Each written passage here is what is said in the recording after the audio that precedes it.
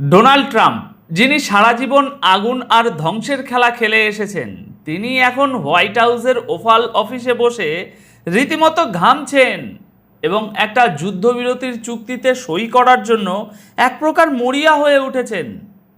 কিন্তু কেন কেন হঠাৎ করে আমেরিকার মতো দাপুটে পরাশক্তি ইরানের সাথে আপোষ করার জন্য এত ব্যাকুল হয়ে উঠল? এর পেছনে এমন একটা জিওপলিটিক্যাল ট্র্যাপ রয়েছে যা শুনলে আপনারা চমকে যাবেন। এখানে একটা জিনিস খুব মনোযোগ দিয়ে বুঝতে হবে দর্শক, আমরা এমন একটা সময়ে দাঁড়িয়ে আছি যেখানে গ্লোবাল পাওয়ার পলিটিক্সের হিসাব নিকাশ পুরোপুরি বদলে গেছে। বহুমেরুর বিশ্ব এখন আর কোনো থিওরি নয়, এটাই এখনকার রূঢ় বাস্তবতা।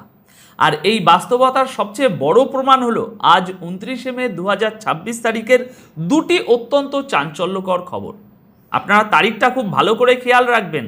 আজ 29শে মে 2026 আমেরিকার বিখ্যাত নিউজ আউটলেট এক্সিওস এবং ব্রিটিশ ব্রডকাস্টিং কর্পোরেশন বিবিসি এমন কিছু রিপোর্ট প্রকাশ করেছে যা পশ্চিমা বিশ্বের কূটনীতি এবং সামরিক ব্যর্থতার সবচেয়ে বড় দলিল।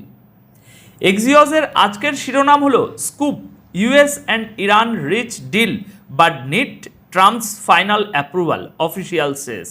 অন্যদিকে ঠিক একই দিনে বিবিসি হেডলাইন করেছে US and Iran very close to deal but not there yet, Vance says. এই খবরগুলোর একেবারে গভীরে ঢুকলে আপনারা স্পষ্টভাবেই দেখতে পাবেন পশ্চিমা মিডিয়া কিভাবে সত্যকে ধামাচাপা দিয়ে নিজেদের মুখ বাঁচানোর একটা আপ্রাণ চেষ্টা করছে। আসুন প্রথমেই আমরা এক্সিওসের রিপোর্টটির একটু ব্যবচ্ছেদ করি। আপনারা লজিক্যালি চিন্তা করুন। এক্সিওস বলছে আমেরিকা এবং ইরানের আলোচকরা একটি 60 দিনের সমঝোতা স্মারক বা ওই মেমোরেন্ডাম অফ আন্ডারস্ট্যান্ডিংয়ে পৌঁছাতে সক্ষম হয়েছে, কিন্তু ডোনাল্ড ট্রাম্প এখনও এতে চূড়ান্ত অনুমোদন দেননি। কেন দেননি? কারণ এই চুক্তিটি মূলত আমেরিকার জন্য একটা চরম লজ্জার বিষয়। চুক্তির শর্তগুলো দেখলে আপনারা বুঝতে পারবেন আসল ব্যাপারটা হলো কি। এই 60 দিনের যুদ্ধবিরতির সময়ে হরমুজ প্রণালী দিয়ে সমস্ত বাণিজ্যিক জাহাজ সম্পূর্ণ বাধাহীনভাবে চলাচল করবে, কোনো টোল থাকবে না, কোনো হয়রানি থাকবে না। বিনিময়ে ইরান 30 দিনের মধ্যে হরমুজ প্রণালী থেকে তাদের মাইন সরিয়ে নেবে। কিন্তু আসল মজাটা এখানে নয়, মজাটা হলো এই চুক্তির ফলে আমেরিকাকে তাদের নৌ অবরোধ পুরোপুরি তুলে নিতে হবে। শুধু তাই নয়, ইরানকে অবাধে বিশ্ববাজারে তেল বিক্রি করার জন্য আমেরিকাকে নিষেধাজ্ঞায় ছাড় দিতে হবে। একটু ঠান্ডা মাথায় ভেবে দেখুন দর্শক, যে আমেরিকা বছরের পর বছর ধরে স্যাংশন দিয়ে ইরানের অর্থনীতিকে গলা টিপে মারার চেষ্টা করেছিল, সেই আমেরিকা এখন নিজেই স্যাংশন তুলে নেওয়ার গ্যারেন্টি দিচ্ছে। কেন? কারণ তাদের পেট দেওয়ালে ঠেকে গেছে। এক্সিওস তাদের এই রিপোর্টে আরও বলছে যে আমেরিকার আলোচকরা ডোনাল্ড ট্রাম্পকে চুক্তির বিস্তারিত জানিয়েছেন, কিন্তু ট্রাম্প সাথে সাথে সই করেননি। তিনি কি বলেছেন?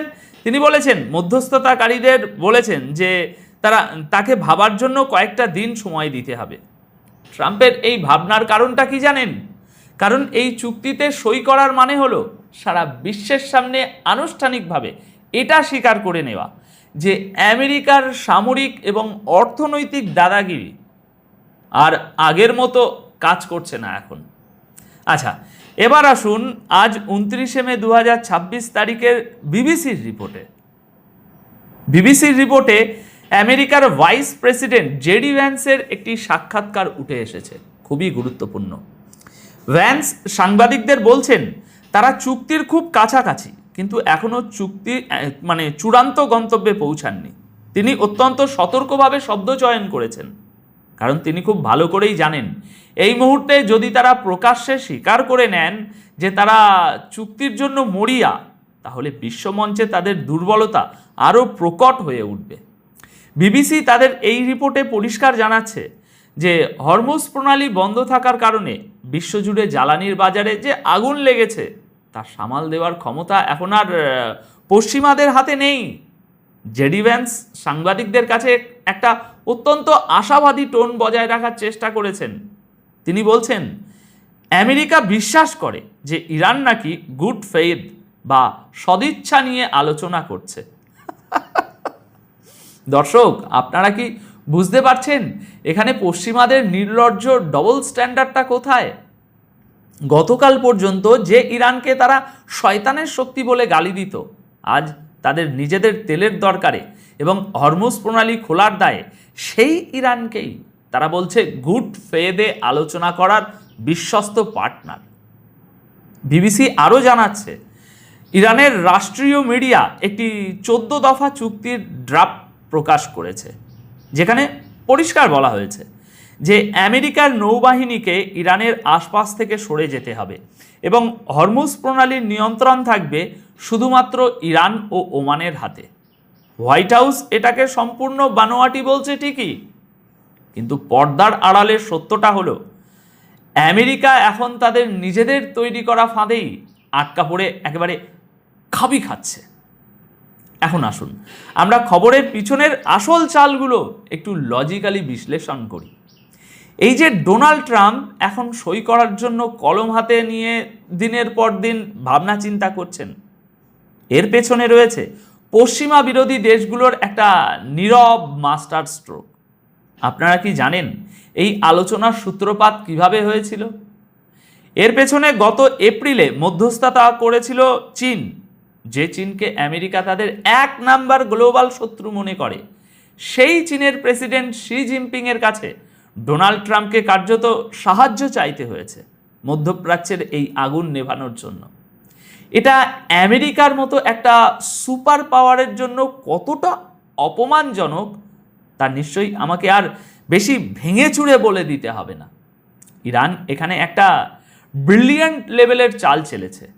আমেরিকা চেয়েছিল আগে ইরান তাদের পরমাণু কর্মসূচি নিয়ে একটা চুক্তিতে আসুক, তারপর আমরা দয়া টয়া করে যুদ্ধ থামাবো। ঠিক বলছি কি না? কিন্তু ইরান সরাসরি আমেরিকাকে মুখের উপরে না বলে দিল, না, আগে তোমরা যুদ্ধ থামাবে, নৌ অবরোধ তুলবে, স্যাংশন প্রত্যাহার করবে, তারপর আমরা পরমাণু নিয়ে কথা বলবো। এবং দিন শেষে আজকে আমেরিকাকে ইরানের এই শর্তেই মাথা পেতে মেনে নিতে হচ্ছে শর্তটা। আপনারা লজিক্যালি চিন্তা করুন, এই চুক্তির ফলে ইরান কি পাচ্ছে? ইরান স্যাংশন থেকে মুক্তি পাচ্ছে, তাদের আটকে থাকা বিলিয়ন বিলিয়ন ডলারের যে ফ্রোজেন ফান্ড সেটা ফিরে পাচ্ছে এবং বিশ্ববাজারে অবাধে তেল বিক্রি করার একটা সুযোগ পাচ্ছে। এই তেল কারা কিনবে? ভারত কিনবে, চীন কিনবে, অর্থাৎ গ্লোবাল সাউথের বা ব্রিক্সের দেশগুলো তাদের জ্বালানি নিরাপত্তা নিশ্চিত করবে, আর ইরানের অর্থনীতি এতে করে ফুলে ফেঁপে উঠবে। অন্যদিকে আমেরিকা কি পেল? আমেরিকা শুধু একটা সাময়িক স্বস্তি পেল, যাতে তাদের আর কোনো সৈন্য মধ্যপ্রাচ্য থেকে মৃত দেশে না ফেরে, কারণ সামনেই তাদের নির্বাচন। আর এই মুহূর্তে একটা দীর্ঘস্থায়ী যুদ্ধে জড়িয়ে পড়া মানে ডোনাল্ড ট্রাম্পের রাজনৈতিক ক্যারিয়ারের একেবারে বলতে পারেন অপমৃত্যু। এখানে একটা জিনিস খুব মনোযোগ দিয়ে বুঝবেন দর্শক, পশ্চিমা দেশগুলো কেন এই যুদ্ধ আর টানতে পারছে না? কারণ তাদের অস্ত্রের গুদাম একেবারে খালি হয়ে যাচ্ছে। ওয়াল স্ট্রিট জার্নালের মতো পশ্চিমা মিডিয়াগুলোও আজ স্বীকার করতে বাধ্য হচ্ছে যে আমেরিকার অস্ত্র উৎপাদন ক্ষমতা এখন আর আগের মতো নেই। ইউক্রেন যুদ্ধে তারা ড্রোন নিয়ে যে একটা মহা এক্সপেরিমেন্ট করতে চেয়েছিল, সেটা ডাহা ফ্লপ করেছে। রাশিয়া এবং ইরানের সস্তা কিন্তু অত্যাধুনিক ড্রোন প্রযুক্তির সামনে পশ্চিমাদের বিলিয়ন বিলিয়ন ডলারের, সেটা পেট্রিয়াট হোক বা অন্যান্য এয়ার ডিফেন্স সিস্টেম, এই সিস্টেমগুলো একেবারে খড়কুটোর মতো উড়ে যাচ্ছে।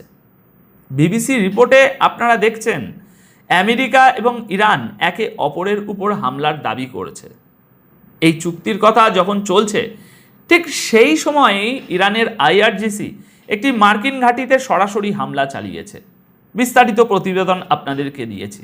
আবার ইরান দাবি করছে তারা একটি মারাত্মক মার্কিন ড্রোন ভূপাতিত করেছে, যদিও আমেরিকার সেন্ট্রাল কমান্ড সেটা অস্বীকার করেছে।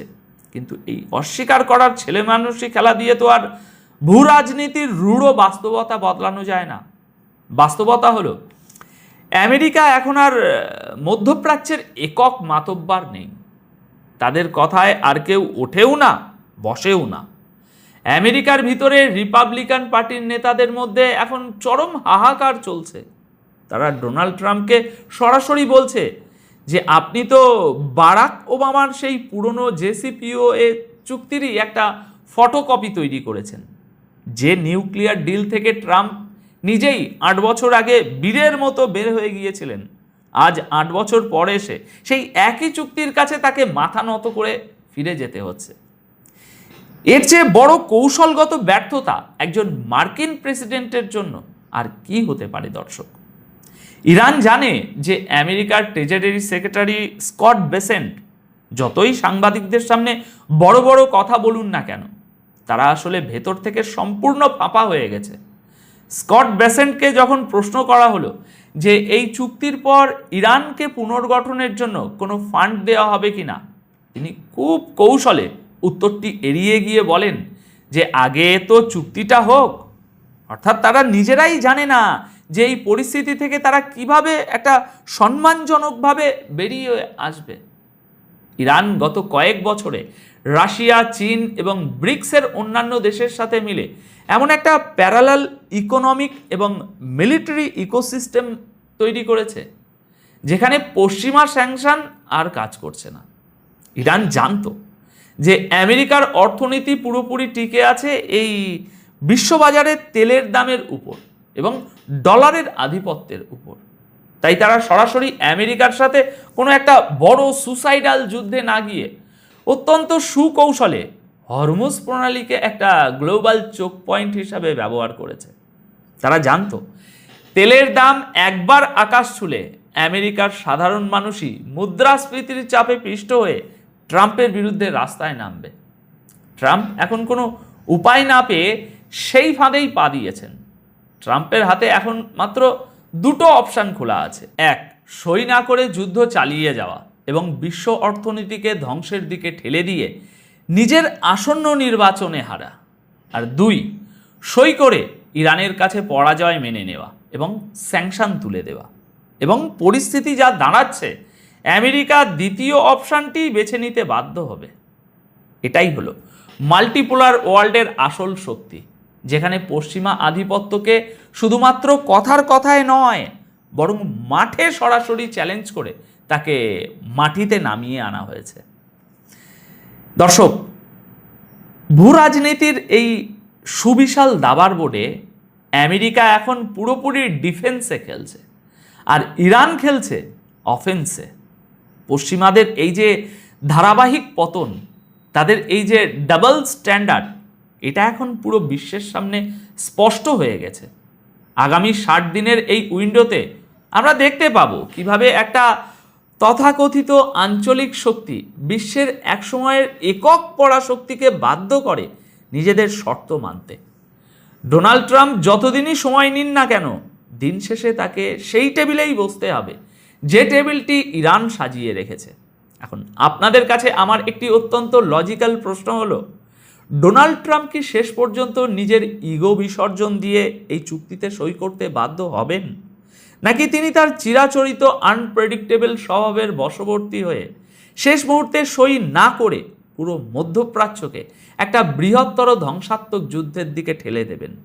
আপনাদের মতামত আমাকে কমেন্ট বক্সে অবশ্যই জানাবেন। আপাতত তাহলে এখানেই বিদায় নিচ্ছি। খুব শীঘ্রই দেখা হবে বিশ্ব রাজনীতির নতুন কোনো গভীর বিশ্লেষণে। সবাই খুব ভালো থাকবেন, সুস্থ থাকবেন। ধন্যবাদ আপনাদের সকলকে।